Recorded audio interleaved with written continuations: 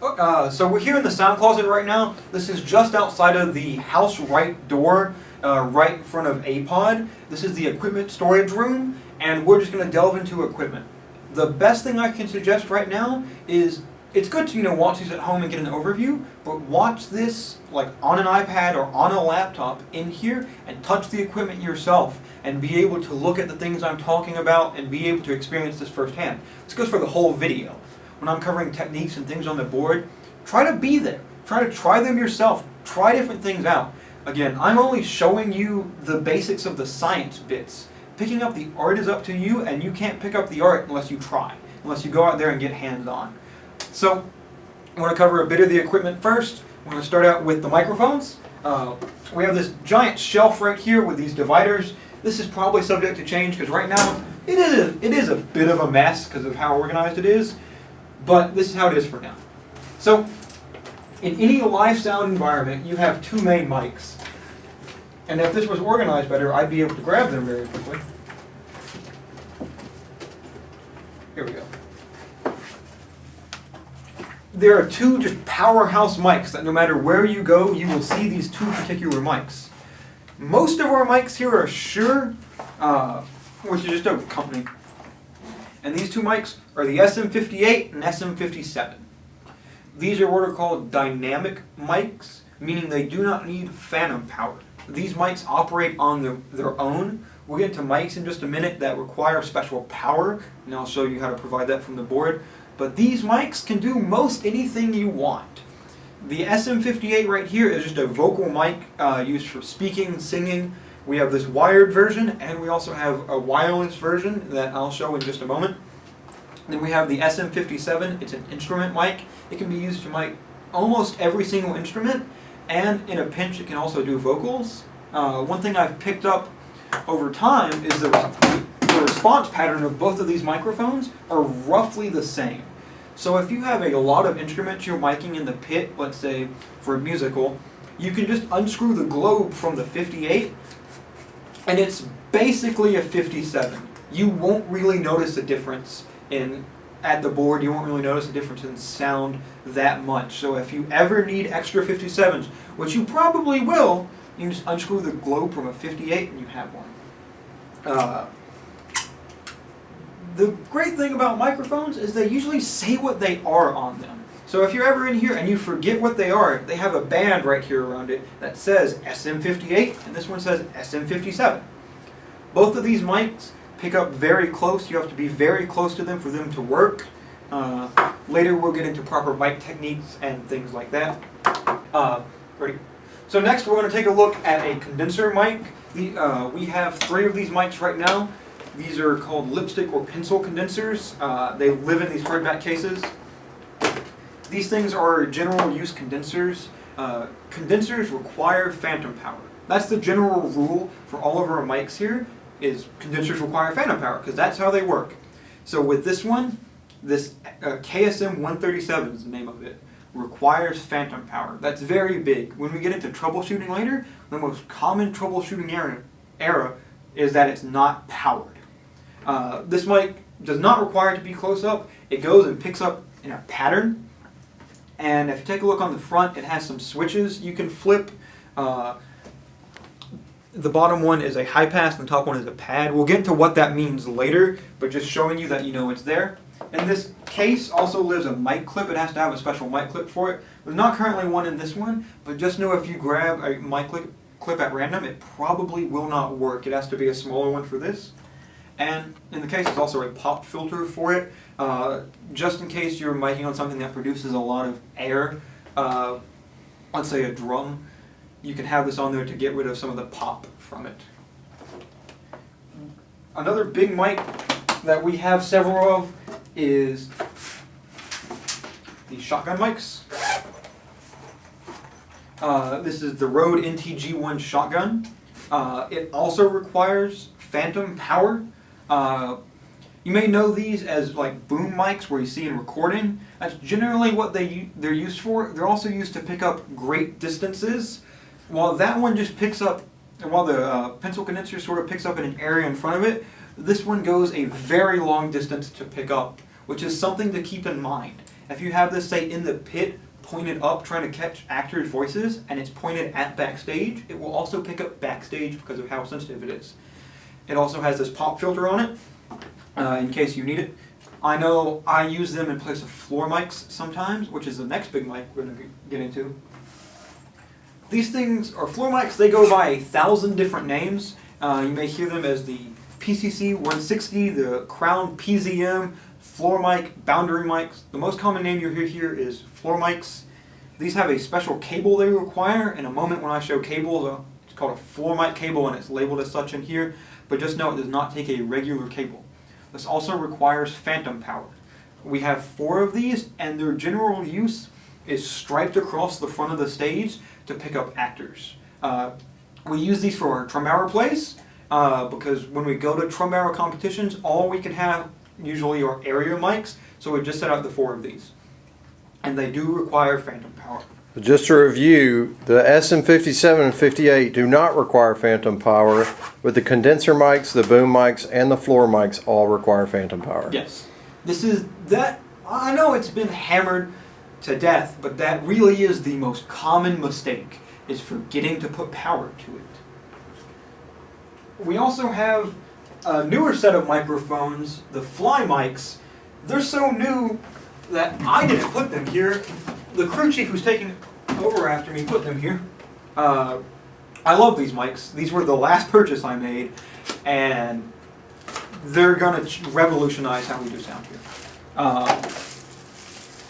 You may also hear these called choir mics because they're used for picking up choirs. Look, it's still in the packaging. It's so new. But they're also great to hang over the stage for large productions because they will pick up an area, especially when you have, going back to a musical again, say the lead's mic'd and they're singing in a song, but you have a large ensemble also singing. You want some way to pick up that ensemble without drowning out the leads or without the leads overpowering the ensembles. And this is going to do that for you. Notice it does have a very long cable. Later I'll get into how to fly these. It does require phantom power. It is a condenser. And it has this little wooble thing right here that the mic just runs through. It's a little bit of a pain. It's in the manual how to explain it, and it's fairly self-explanatory. The cable just wraps around. But it makes it so these don't hang straight down. These point out a little bit. And with one of these flown at the middle of the stage, roughly 20 feet up, we covered most of the stage width and most of the stage back. I wish I had got to use these in a production because these are powerful. These are very powerful. Up until we had these, we used the Harvard Room mics, which are not good fly mics. Don't use the Harvard Room mics for fly mics. But in case you were wondering, they are condensers and they do require phantom power. This is not a rule that goes elsewhere. This is very, very bad science. But generally speaking, for JCT alone, for this auditorium with our current mic setup, if it's a close proximity mic, it doesn't require phantom power. If it's a far away mic picking up areas, it does require phantom power. That's not a hard and fast rule. Don't go, if you get a job in this industry reciting that, because that's not a fact. But with the mic locker we have now, that's basically true. The biggest mic we use here in JCT is the body mic. It's also the most complicated. We currently have 10 of them, and they have 2 components each. The first component is the pack.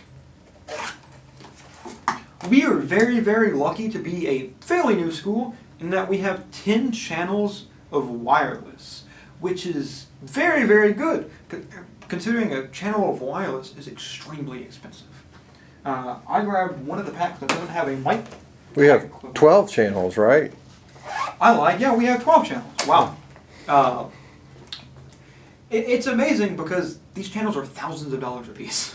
Like, that is actually unheard of. But this is the little pack right here. It's got a clip on the back. It's got the power switch on top. It's got the connector to plug in here, and it's got buttons on the front. Later I'll go over how to use wireless, but just know this is the wireless pack, or wireless body mic pack. This connector is fairly universal, and we do have 2 different types of mics that can go in there. The first is your traditional lav mic. In every one of these is a lav clip, so you can use these and you can clip them on here for like a talking head presentation type thing. Notice they do have pop filters, and the pop filter does come off. Or you can use them to body mic actors. I'll go into body miking technique later, but just know most of our body miking is done with these because they're such a great mic, they're so robust. And then we have the Countryman. Personally, I'm not a huge fan of the Countryman because they're very susceptible to noise. They're very hard to get exactly right, but when you get them right, they're beautiful. They cost roughly twice that of that regular body mic. They're very expensive and very sensitive. They're very easy to break. And when these do break, they're either going to break right here at the cable or right here at the microphone. So be very sensitive when touching this little boom right here or when yanking on this cable, because these are very expensive to replace. Even just repairing this cable is upwards of $100 a piece. But this mic also has a pop filter. We generally don't use the pop filter because usually, if they're skin colored, we do have several different skin colors that we can choose from. We have a darker mocha color, some black ones, and this creamish color. I like to call these the Britney Spears mic because that's how I learned it. This is where this mic just goes right around the ear, it's shaped to the ear, and you can bend this boom as needed. The issue is with this mic is it's very, it picks up walking noise very well. So if you have it and it's touching the edge of the face and the actor is, stepping around, you'll hear this mic going and shaking, and it sounds like a jet taking off. And it's not a fun noise, and it does take time and care to get it right. So if you have a lot of mics in a very fast-paced production where your turnaround time is, 2 weeks from your first mic rehearsal to your open, you don't really have time to be fiddling with these unless you have to use them. But if you have just 1 or 2 people singing and you have time, these are great. These are great. So we've talked a lot about miking and miking things, but everything that comes through here is not mic necessarily. We can go straight into the system. And this can be done through a DI box. This DI box takes 1/4 inch, with pianos and guitars and things like that, and lets you go straight in and then come out XLR and plug directly in. There are a lot of switches on the DI box, and we'll hit those real quick. This is the ground lift switch. If it's humming a lot, if you plug it in and it's going buzz and just buzzing at a constant frequency, flip the switch. It'll fix it. Speaker instrument, this sets what it's looking for. How loud is the thing coming in? If you have no sound with the DI box, flip the switch. That's your issue. And then this is high cut and flat. When we get into EQing, I'll show you guys what that means. So next we're going to go over this little mic right here. This is a fairly new purchase. It's a reference microphone, which means in theory it's totally flat from 20 hertz to 20 kilohertz. Realistically, it's not, but it is just another condenser microphone, and it can be used just like a condenser. Has its own little special mic clip, has its own pop filter, and here's the mic. It's just a regular condenser microphone. The great thing about this one is it's omnidirectional. This is one of the only omni mics we have, meaning it picks up all around it, and it does require phantom power being a condenser. Next we have the drum miking kit. I pushed since I was here to get one of these, and we finally got it, and it's a beautiful thing. Because these mics don't have to be used just for miking a drum kit, they can be piecemealed out for things. The reason we got this specific one is for these babies. These are large diaphragm condensers. These are used when miking weirder instruments, mainly strings. We don't mic a lot of strings, but now we can effectively mic strings with these condensers. They require phantom power and they pick up in the front. There are 2 of these in here. There's also one small pencil condenser, just like the KSM 137s. But this is not that quality of a microphone. If you need it to sound good, don't go with this because it is a cheaper mic, but it's here in case you need one. Then we have these four mics. These 4 mics clip onto the toms. They just screw right onto the toms, and you can mic them up. These are, they do require phantom power. And then finally we have the kick mic.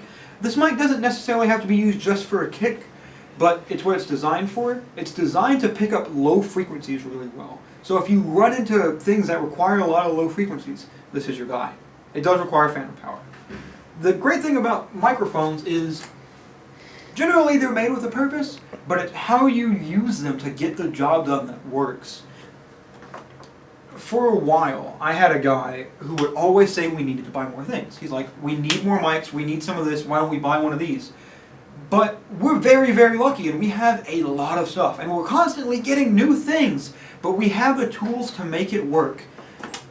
We can do anything from a podium mic to one person speaking to huge musicals with 20 plus body mics. And that's really all of the mics we have here. Next, I'm going to talk about comms, but that'll be in the next part. Thank you.